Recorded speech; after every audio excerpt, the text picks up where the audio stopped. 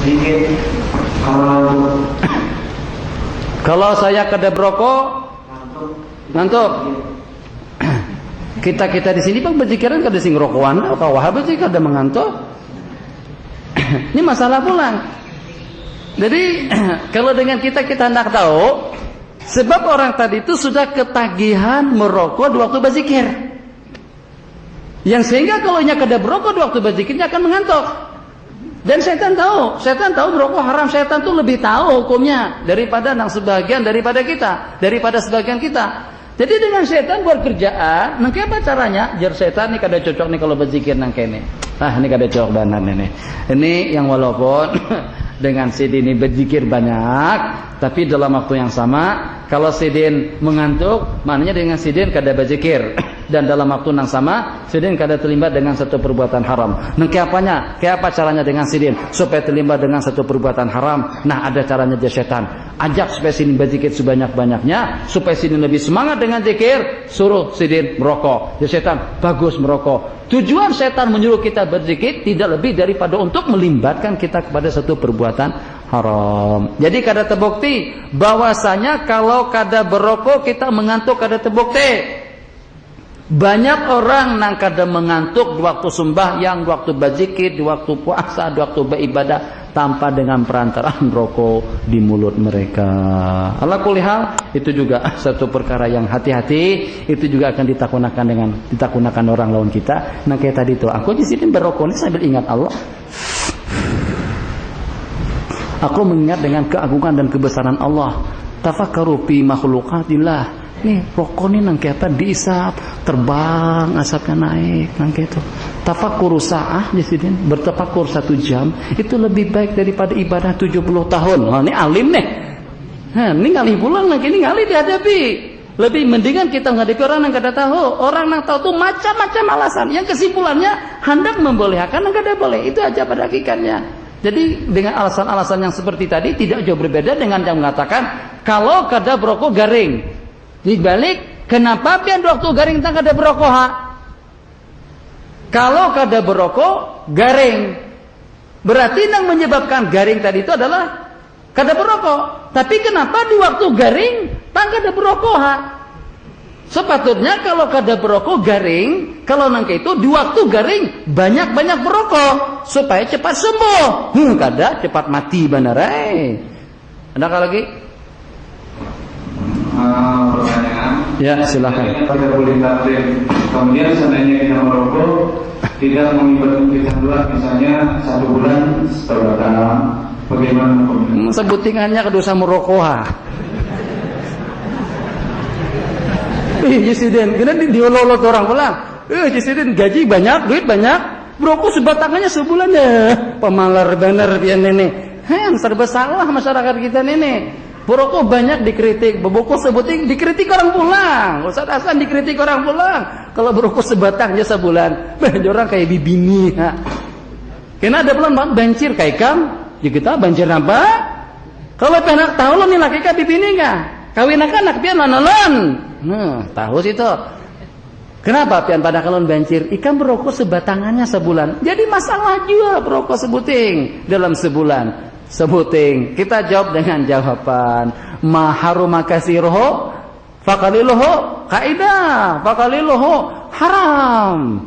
Kalau di waktu banyak haram, di waktu sedikit pun juga dengan hukum yang sama. Fatwa yang ana sambar di sini tadi itu sudah ana komentari tadi. Syekh Hasanin Makhluk 1, Syekh Ismail Usman Zain 2, Syekh Muti'i Bokhit 3, dengan Syekh Abdul Halim Mahmud sudah, Syekh Hasanin Makhluk sudah, Syekh Shaltur sudah. Mereka yang menyebutkan pendapat-pendapat makruh tadi itu ala asas berdasarkan merokok tidak ada dampak negatifnya sesuai dengan pengamatan mereka pada waktu itu. Jadi mereka buat taklik. Jadinya kalau kada memudaratkan dengan kesehatan dan kada memudaratkan dengan keuangan, maka merokok hukumnya makruh. Nah, kita kalau dalam fatwa anak-anak kumpulkan, anda ingin tahu, anda sudah memperkirakan. Ustaz Hasan teh ada tahu. Anda sudah memperkirakan waktu memasukkan pendapat nang makruh tadi itu, bah dalam hati bisa jadi terhapus nang ini nih. Ini bisa jadi kalah nang ini gara-gara karena kita masukkan pendapat yang mengatakan makruh di sini. Anda sudah tahu resikonya itu sudah dalam perhitungan. Kalau orang baca mukadimahnya, ya orang ini pendapatnya nih nah. Ada Haji Nurdin sampai di situ. Pokoknya makruh aja berokok. Sampai di sini membaca. Pas nang nini tadi itu kan tetap pakai lagi. Ambil orang kitab nang kedua nih.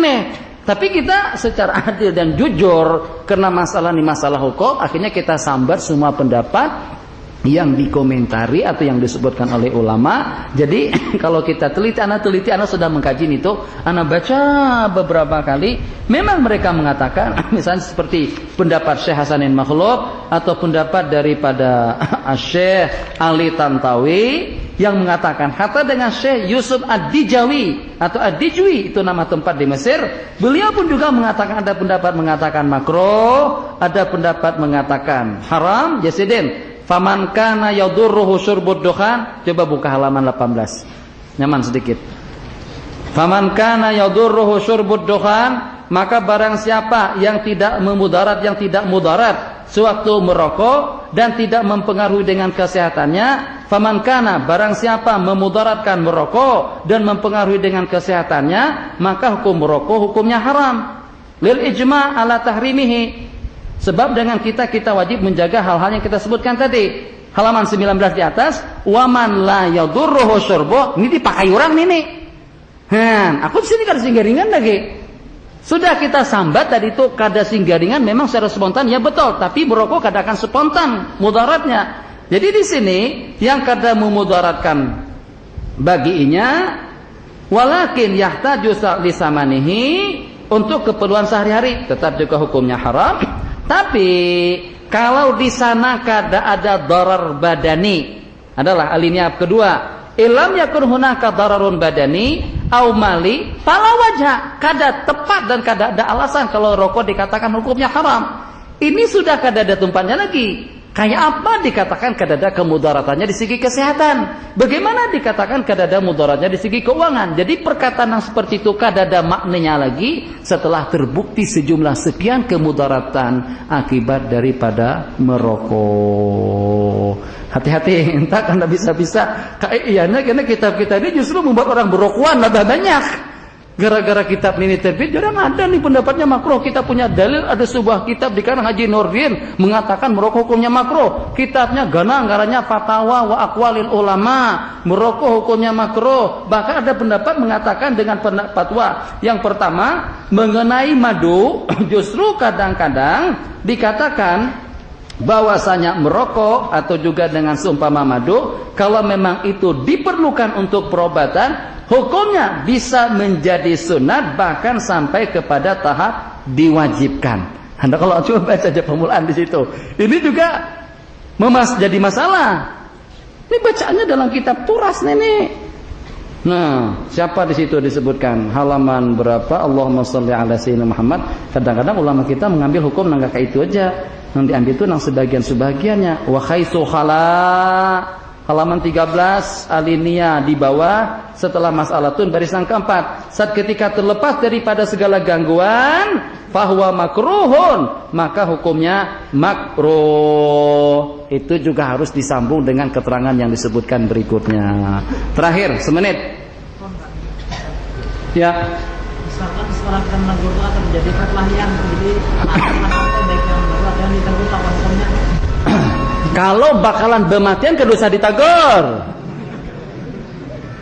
Syarat amar ma'ruf nahi anil munkar alla yu'addiya ila dararin a'zam. Syarat kita amar ma'ruf, nanti kita akan bersama kitab amar ma'ruf nahi anil munkar mungkin setelah anak kembali dari Thailand insyaallah. Syarat untuk kita amar ma'ruf, mencegah orang merokok dan lain sebagainya, itu selama kada membawa kepada kemungkaran yang lebih ganal.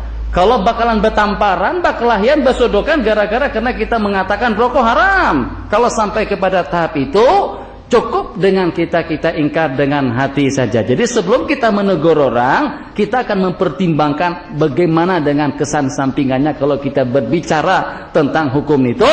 Apakah nanti akan menyebabkan masyarakat kita bertamparan dan berkelahian? Kalau sampai pada tahap yang seperti itu, kita katakan untuk ulun pribadi, ulun mengatakan merokok haram. Masalah pian itu urusan pian.